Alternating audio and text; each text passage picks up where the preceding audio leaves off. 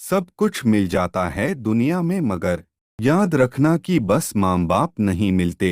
मुरझा कर जो गिर जाए एक बार डालों से, ये ऐसे फूल है जो फिर नहीं खिलते। इस कहानी जीवन के प्रति एक नया दृष्टिकोण आपको प्राप्त होगा। समय निकालकर अवश्य पढ़ें। जब बुढ़ापे में अकेला ही रहना है तो औलाद क्यों पैदा करें, उन्हें क्यों काबिल बनाएं जो हमें बुढ़ापे में दर दर के ठोकरें खाने के लिए छोड़ दे। क्यों दुनिया मरती है औलाद के लिए, ऐसे लोग आपके आसपास भी हो सकते। जरा सोचिए इस विषय पर। मैं आज सुबह से स्वास्थ्य जांच केंद्र के बाहर बैठे भिखारियों की मुफ्त स्वास्थ्य जांच में व्यस्त था। स्वास्थ्य जांच और फिर मुफ्त मिलने वाली दवाओं के लिए सभी भीड़ लगाए कतार में खड़े थे। अनायास सहज ही मेरा ध्यान गया एक बुजुर्ग की तरफ गया जो करीब ही एक पत्थर पर बैठे हुए थे। सीधी नाक, घुंघराले बाल, निस्तेज आंखें, जिस्म पर सादे लेकिन साफ सुथरे कपड़े। कुछ देर तक उन्हें देखने के बाद मुझे यकीन हो गया कि वो भिखारी नहीं हैं। उनका दायां पैर टखने के पास से कटा हुआ था और करीब ही उनकी बैसाखी रखी थी। फिर मैंने देखा कि आते जाते लोग उन्हें भी कुछ दे रहे थे और वे लेकर रख लेते थे। मेरा ही अंदाज गलत था, वो बुजुर्ग भिखारी ही हैं। उत्सुकतावश मैं उनकी तरफ बढ़ा तो कुछ लोगों ने मुझे आवाज लगाई, उसके करीब ना जाए डॉक्टर साहब, वो बूढ़ा तो पागल है। लेकिन मैं उन आवाज़ों को नज़रअंदाज करता, मैं उनके पास गया। सोचा कि जैसे दूसरों के सामने वे अपना हाथ फैला रहे थे, वैसे ही मेरे सामने भी हाथ करेंगे, लेकिन मेरा अंदाज फिर चूक गया। उन्होंने मेरे सामने हाथ नहीं फैलाया। मैं उनसे बोला, बाबा, आपको भी कोई शारीरिक परेशानी है क्या? मेरे पूछने पर वे अपनी बैसाखी के सहारे धीरे से उठते हुए बोले, good afternoon doctor, I think I may have some eye problem in my right eye. इतनी बढ़िया अंग्रेजी सुन मैं अवाक रह गया। फिर मैंने उनकी आंखें देखीं। पका हुआ मोतियाबिंद था उनकी आंखों में। मैंने कहा, मोतियाबिंद है बाबा, ऑपरेशन करना होगा। बुजुर्ग बोले, ओ cataract. I had cataract operation in before 3 years for my left eye in Ruby Hospital. मैंने पूछा, बाबा, आप यहाँ क्या कर रहे हैं? बुजुर्ग, मैं तो यहाँ रोज ही 2 घंटे भीख मांगता हूँ सर। मैं, ठीक है, लेकिन क्यों बाबा? मुझे तो लगता है आप बहुत पढ़े लिखे हैं। बुजुर्ग हंसे और हंसते हुए ही बोले, पढ़े लिखे? मैंने कहा, आप मेरा मजाक उड़ा रहे हैं बाबा। बाबा को no doc. Why would I? Sorry if I hurt you, मैं हर्ट की बात नहीं है बाबा, लेकिन मेरी कुछ समझ में नहीं आ रहा है। बुजुर्ग, समझकर भी क्या करोगे डॉक्टर?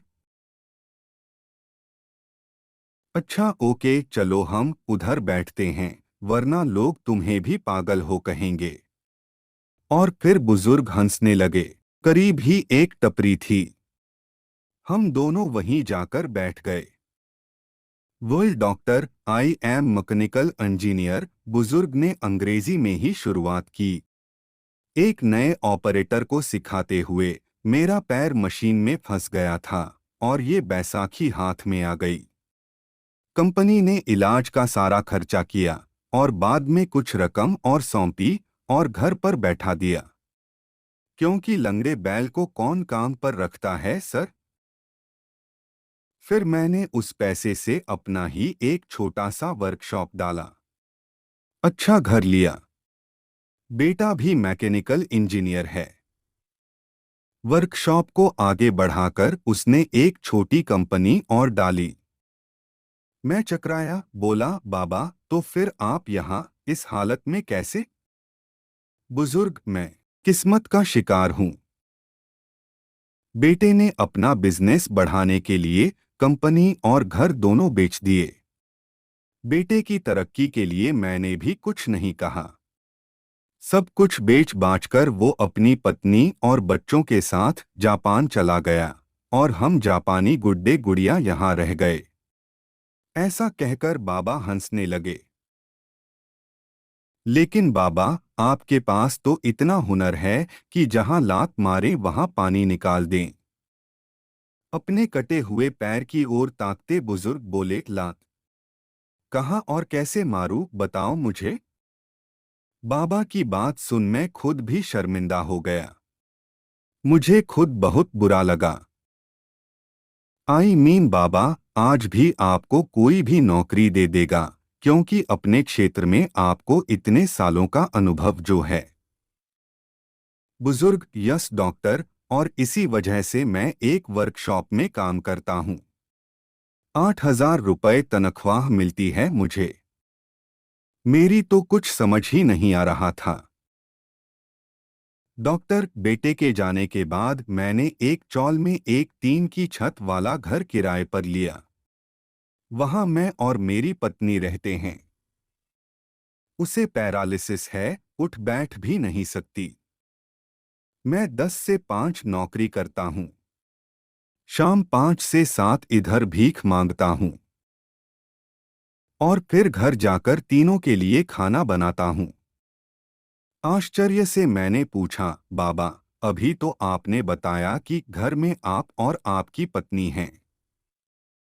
फिर ऐसा क्यों कहा कि तीनों के लिए खाना बनाते हो?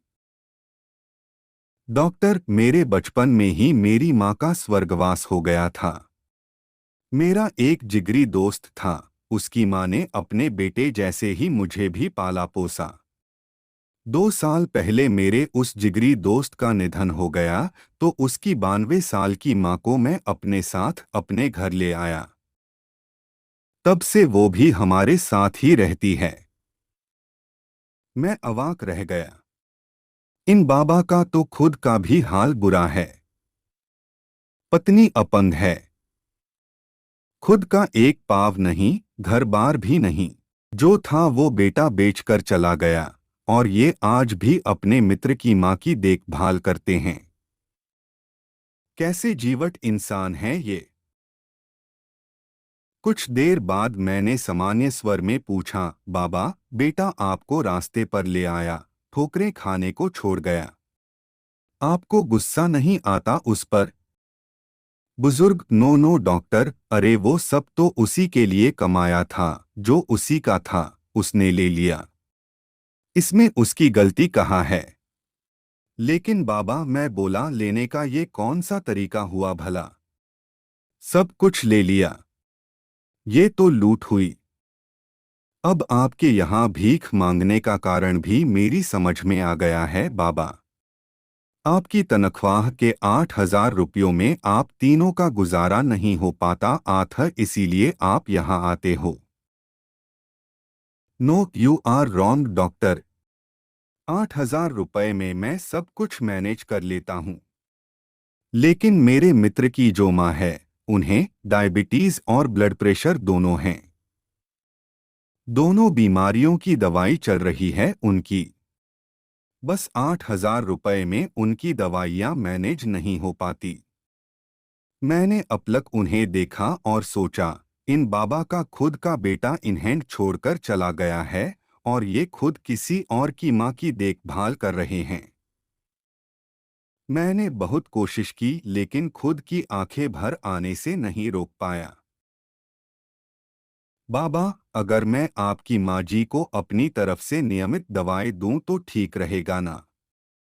फिर आपको भीख भी नहीं मांगनी पड़ेगी। बुजुर्ग, नो डॉक्टर, आप भिखारियों के लिए काम करते हैं। माजी के लिए आप दवाएं देंगे तो माजी भी तो भिखारी कहलाएंगी। बाबा, भिखारियों का डॉक्टर समझकर नहीं बल्कि अपना बेटा समझकर मेरी दादी के लिए दवाएं स्वीकार कर लीजिए। अपना हाथ छुड़ाकर बाबा बोले, डॉक्टर, अब इस रिश्ते में मुझे मत बांधो प्लीज, एक गया है हमें छोड़कर। आज मुझे स्वप्न दिखाकर कल तुम भी मुझे छोड़ गए तो अब सहन करने की मेरी ताकत नहीं रही। ऐसा कहकर बाबा ने अपनी बैसाखी संभाली और जाने लगे और जाते हुए अपना एक हाथ मेरे सिर पर रखा और भर भराई ममतामयी आवाज में बोले, अपना ध्यान रखना मेरे बच्चे। हो सकता है इन्हें देख हमें हमारे दुख कम प्रतीत हों और दुनिया को देखने का हमारा नजरिया बदले। हमेशा अच्छा सोचें, हालात का सामना करें। कहानी से कुछ प्रेरणा मिले तो जीव मात्र पर दया करना और परोपकार की भावना बच्चों में जरूर दें। धन्यवाद।